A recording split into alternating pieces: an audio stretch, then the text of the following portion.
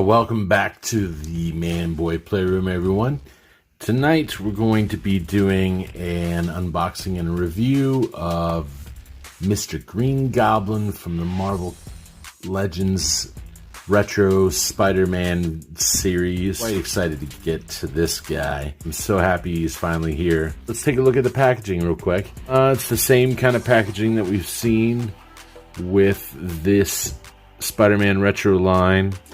You got the comic book art here, the name, accessories that come with him, Spider-Man logo, Marvel logo, Hasbro logo. You got the nice big clean blister packaging for this guy. On the back, you have the rest of the figures that are in the line. You have a little image showing that you can swap the heads, I guess. I'm not sure. The same comic book art up there on top. The same Spider-Man logo. Some different languages saying something that I can't read. A bunch of warnings. And copyright information, barcode, blah, blah, blah. Before we get into opening and reviewing this figure, we have a new sponsor. AddictedCollectibles.com. They have all kinds of stuff up for pre-sale and for sale. Make sure to also check out their Facebook and Instagram accounts. At checkout, make sure you put in your discount code MANBOY Playroom. That's all one word, and you get a nice little discount. Thanks again to Addicted Collectibles, and let's get into this review. So my new thing for carded figures is using the X-Acto. Again, I'm not an inbox collector, but I do like to preserve as much of the packaging as possible. But that looks pretty good, right? I mean, there's a little bit of a plastic lip there, but fuck it, I'll take it.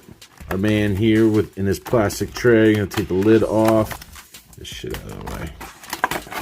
Swappable head, Norman Osborn. Oh.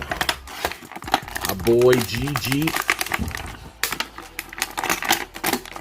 Oh. Guys, this is exciting. Let me get the glider out. Kids, I gotta tell you, I'm kind of in love with this figure. Here he is with the 3 accessories that he comes with. First of all, these colors are fantastic. I thought that he looked a little nutty when I saw him initially, and then I saw a review that somebody did of him, and I was like, oh shit, that's a legit figure. Not a ton of paint on here. It looks like most of it is just molded plastic. There's a buckle painted here, and then basically all the rest of the paint job looks like it's on the head. From his gnarly grin to his menacing and kind of insane cartoonish looking eyes. The paint job on those is quite nice. Does look like he has some kind of a finish on his face. There's sections, especially right here around his eyes and down around his mouth, where it looks like he's got a slightly lighter wash over that. But it does also look like there is a lighter green that's been dry brushed over his arms and legs to kind of give a little bit more definition. Maybe a greenish yellow. Looks like this hat is just a glued on piece of molded plastic, which is fine. I don't expect a lot from paint wise for these Marvel Legends figures. And they don't really need it, especially if they're the more comic book accurate or cartoon accurate figures. But man, he is awesome. He is menacing. Sculpt is great. The torso is kind of just a normal torso. The hat, I love the hat. I love this wrinkling that's sculpted in there. Looks great. His ears are perfect. They're big and they're floppy. I did notice that he's got this collar, the free-floating collar, that I might have to glue down. It doesn't want to sit right where it needs to sit. And so when you start moving his head around and stuff, you get a gap. You can see some of the green up underneath there. We've also got the pouch for the more pumpkin bombs. It's a nice, beautiful pink purse. I dig that. It'd be cool if it matched the color a little bit of his torso, gloves, and boots, and hat a little bit more. But I also dig it. I also like that it doesn't, so that it stands out a little bit more. His belt too. The boots are awesome. Those cuffs look great. All the wrinkling that goes on there, and even the pointed toes. The gloves too. I love all of that wrinkling. Open, grasping at hands. But what I really like the most about this sculpt is the green, the skin. It's like scales. Each one of them is keeled and raised and individual. I'm so happy that they settled on this design for his legs and arms, because it really does a lot to add to the dynamics of this already insane looking creature. This guy is pretty much like any other Marvel Legends figure as far as articulation is concerned. His head is on swivel. He can look up that far, which is a great up. And he can look down, bury the chin. Not a lot of tilt, but there's some. His arms do swivel all the way around. A hinge that allows for that far out. Not super far. These incredible shoulders do get bunched up around his back, his up.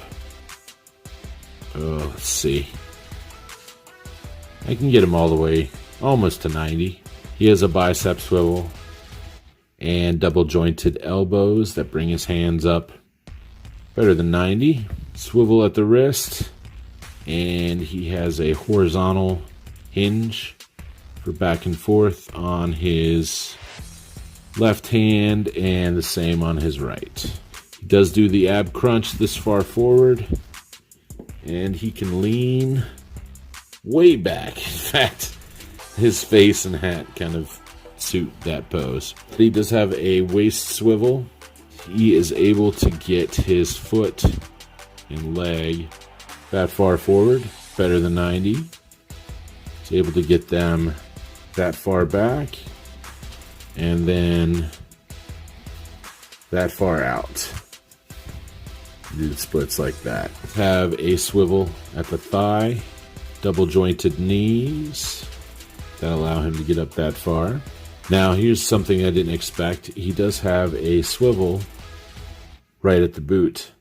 Very nice. I love that. Especially for this character, getting him onto his little flyer. It's going to be difficult without that. He has a hinge at the ankle that allows for him to fling his heel back that far, put his toes up that far, and then the forward facing pin for ankle rocking. As far as Mr. Osborn's accessories, we do have a swappable head. I kind of dig that. That's what's up. Looks like a respectable corporate zillionaire. I like the way he looks in his suit with the head. He also comes with a super cool, little detailed pumpkin bomb. See the jack-o'-lantern face carved in there. This should sit in either hand. That's cool. There we go. We have his glider. Doesn't look like there's any paint on it, and it's not overly detailed. It would be nice to get that a little bit painted because you get some swirling. You got a little engine sculpt going back there. So I like the way they do this glider. You don't peg his feet in. They just go into these stirrups. That looks good. That's a Green Goblin if ever I saw one.